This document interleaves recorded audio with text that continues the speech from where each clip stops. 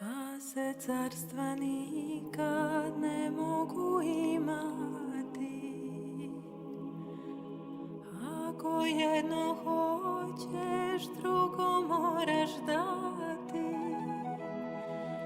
Glode razne ptice u gnezdu jednome, jedna se osjeća na ognjištu svome, a druga je tuđin u našem modelu. Ti saznade ovo i javi na delu. Lazare, vojniče carstva Hristovoga, proslavljen od Boga jer umre za Boga. Dve se vojske biju na Kosovu polju, jedna nebo ište, druga zemlju bolju. Zavarljive oči pobedit će druga, pobedilac druga, prva joj sluga. Al oči večnosti drugčiji su daju, poraz vojske neba u večnom je sjaju. Ti zna ovu tajnu i ishod joj vide, zato sad likuješ, a drugi se stide. Lazare besmrtni, savesti svom rodu, sad si car na nebu, nekad knez narodu. Ti si savest srpska što na nebu blista, što nikad za zemlju ne izdade Hrista. Blistaj, care Lazo, u carstvu nebesnom, svetli svome rodu na putu mu tesnom. Budi nauk rodu kad ga sumnja tlači, od dva duha uvek Hristov duh je jači. Od dva carstva uvek Hristovo je bolje, to nas uči Lazar i Kosovo polje.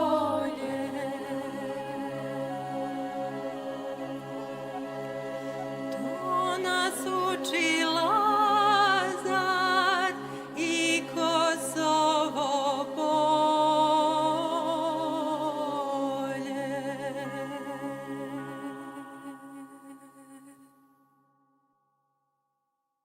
Molimo molitvu svoju Gospodu.